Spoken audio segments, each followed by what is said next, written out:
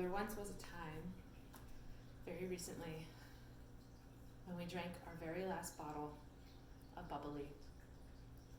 It was a sad time. And while we were drinking, we rejoiced because the bubbles were good.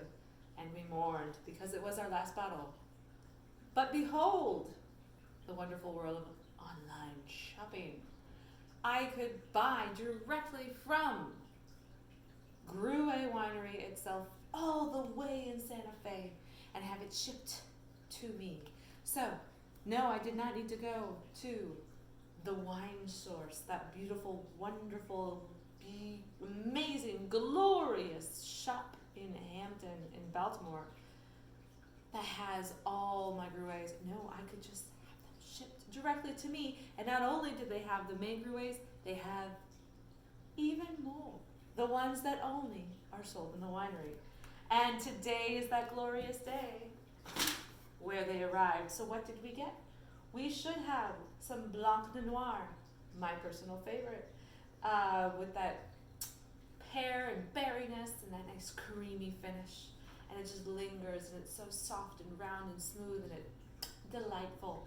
And we should have some Brut, your classic champagne style bubbly.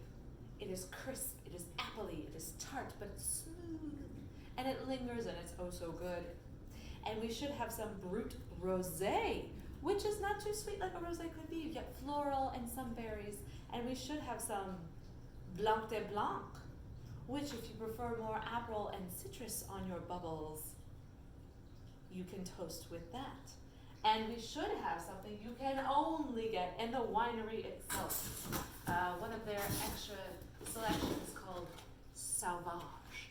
Now Sauvage is bone dry.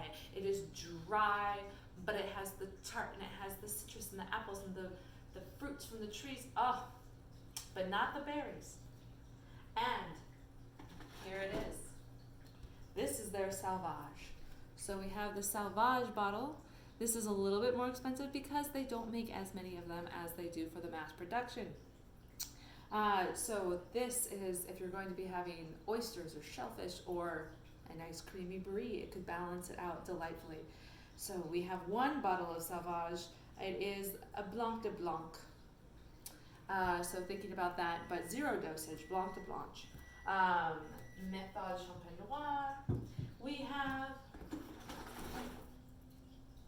2 Blanc de Blanc, the mass-produced Blanc de Blanc. The normal, not the Sauvage, not bone dry, but still dry, but not tasteless. No. Not at all. In fact, you might be fooled and think it's a Chardonnay at first with the toastiness of it. Oh, and yes, we have Brut Rosés, 2 Brut Rosés, like a lovely pink color. It's almost salmon in color. It will be floral and fruity on the finish, but not too sweet. It will still finish crisp and very, very, very nice. And then, let's put this over here. We have a Brut, and not only one Brut, we have 3 Bruts coming up, and it even has on there the Wine Spectator gives it 90 points. This is, in a blind tasting, you might think it comes directly from the Champagne area in France. It is very traditional in its method, very delightful, and for only $15, you can't beat the price. So we have 3 of these, and then of course, my personal favorite, the Blanc de Noir. Now, while if you're more a fan of Prosecco, you might prefer the Sauvage or the regular Brut, or even the Blanc de Blanc. But if you're a fan of champagne style and more aged vintage champagnes, the Blanc de Noir might be more up your alley. And not only do I have 1 bottle, I have 4 of these because yes, I do adore this. Light, just a hint of pink on it.